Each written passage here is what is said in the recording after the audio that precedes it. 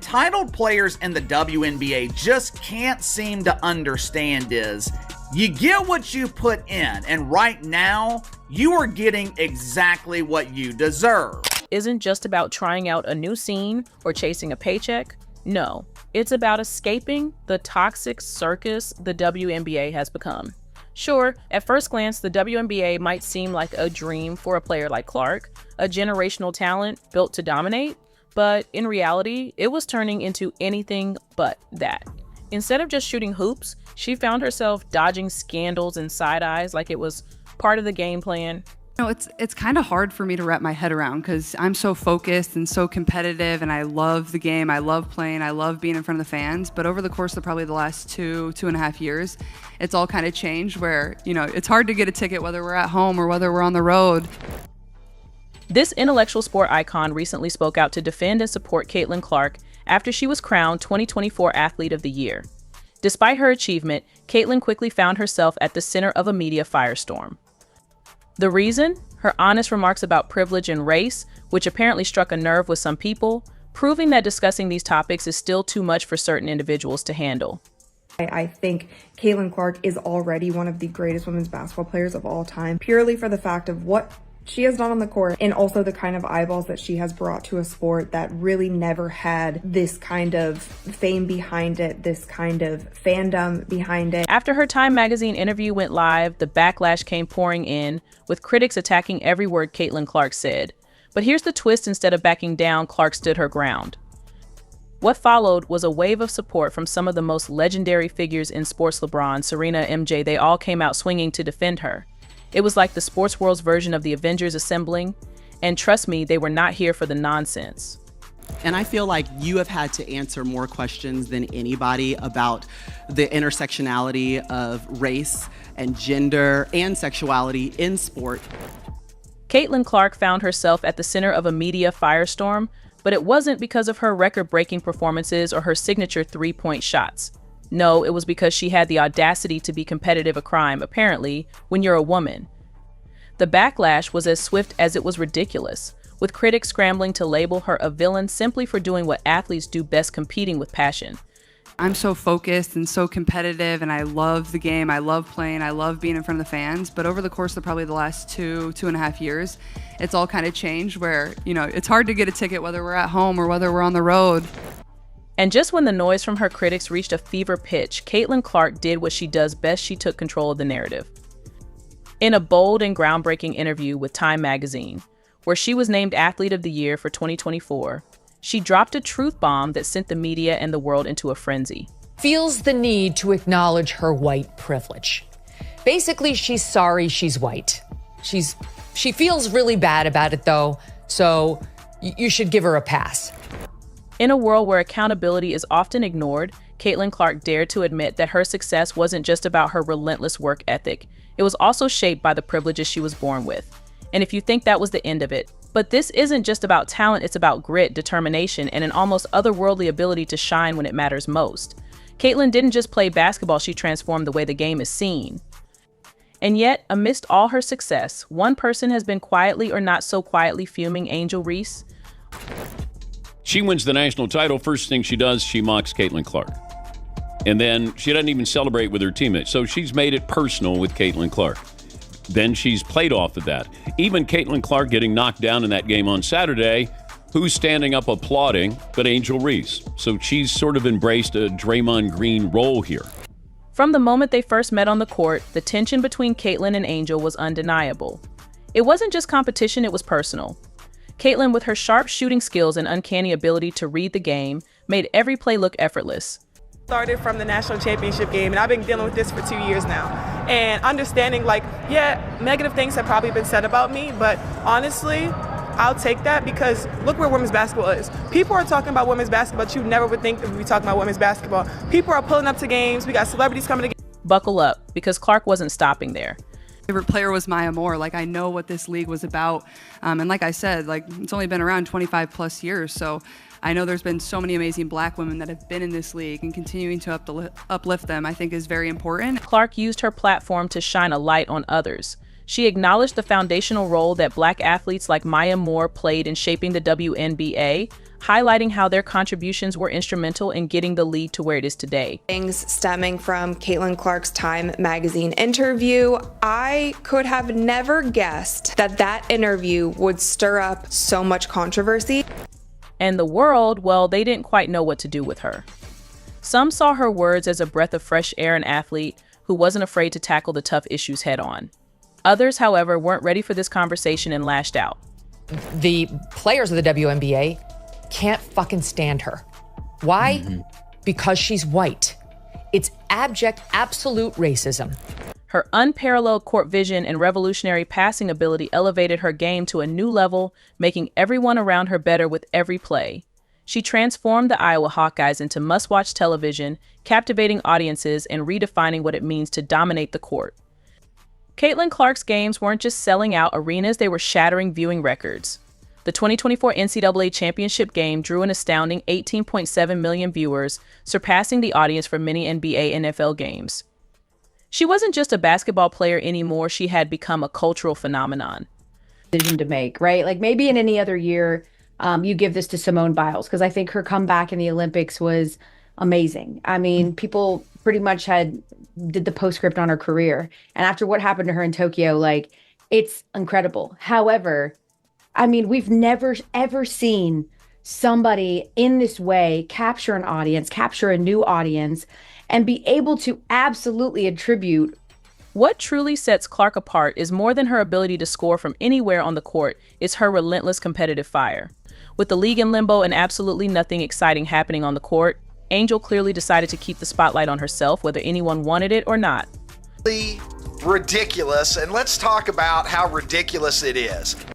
Known more for her dramatic antics than her basketball highlights, Angel Reese has managed to rub fans the wrong way for ages. Angel Reese has taken to doing two things, all right? Number one, being a massive hypocrite because, well, she didn't want to be over-sexualized, but she's posting some brand new underwear pics, some brand new draws pics. From her over-the-top sympathy-seeking moments to her blatant jealousy toward Caitlin Clark, it's like Angel Reese has mastered the art of making things worse instead of better. And just when you thought it couldn't get any messier, she showed up flaunting a bikini online, setting the internet on fire, but not in the way influencers dream of. I do think that some of this drama, and she started some of it, to be fair, got to her. I'm literally lost for words, knowing what this woman meant to me in such a pivotal point in my life. She was the only person, which is interesting since she's been He pays them bills, baby. I just hope y'all know the WNBA don't pay my bills at all. I don't even think that pays one of my bills. Literally. I'm trying to think of like my rent for where I stay at. Angel Reese just proved that Chief isn't a personality trait, it's a lifestyle choice, and she's owning it with a vengeance.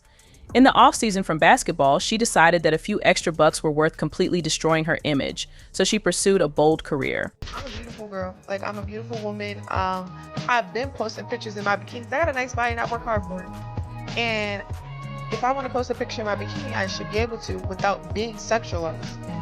From the beginning, it's been obvious that fame and money were her top priorities, no matter where they came from. Last night, she was spotted at a strip club with Cardi B, finalizing a bold modeling contract that left everyone speechless for all the wrong reasons. I've got all the messy details, so let's get straight to it. Calm down. We still got Diana Taurasi. We still got Asia Wilson. So if y'all gonna give her props, make sure our girls that are dominating this league get the same props. That's what everybody's talking about. A few moments later. Congratulations to her. She's a fabulous player. Basketball legend Shaquille O'Neal has finally spoken out about the Caitlin Clark story that has captivated the sports world.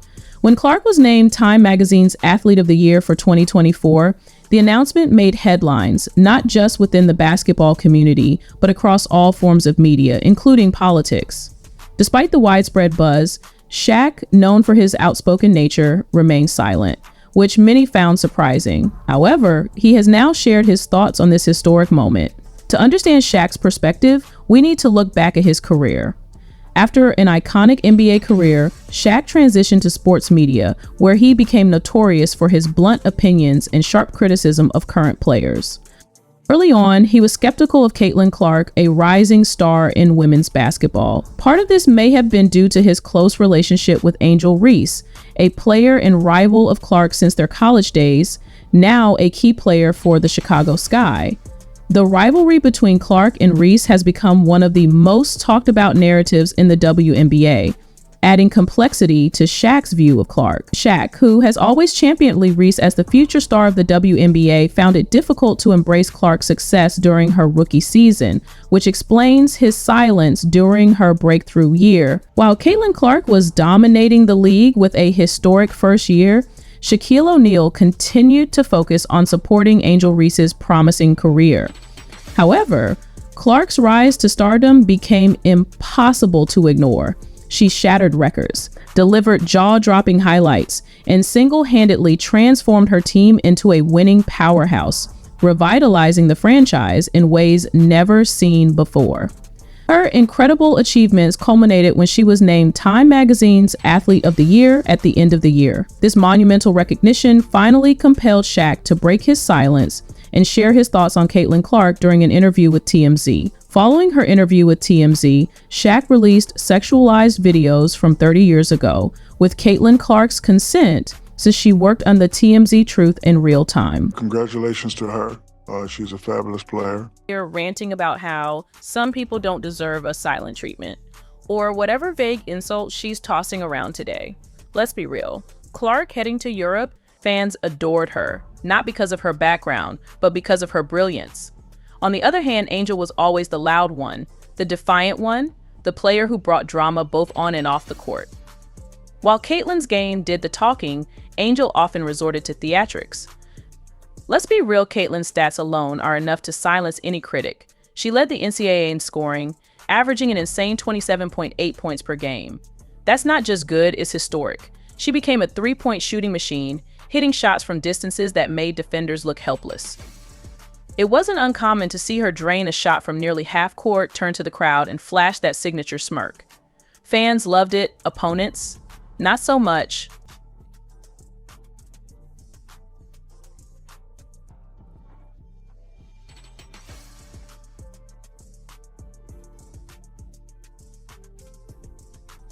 She's a court magician, pulling off jaw-dropping plays that make even her critics pause. Meanwhile, Angel has been working overtime both on and off the court, trying to outshine Caitlin, but it hasn't worked. Cooper Worth has published an article claiming that Caitlin Clark joins Jason Tatum and the Cavender twins on Forbes' 30 Under 30 list.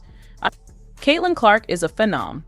She led the NCAA in scoring, set multiple records for three-pointers, and single-handedly carried Iowa to the finals. The fans love her, the media loves her, heck, even her rivals secretly respect her.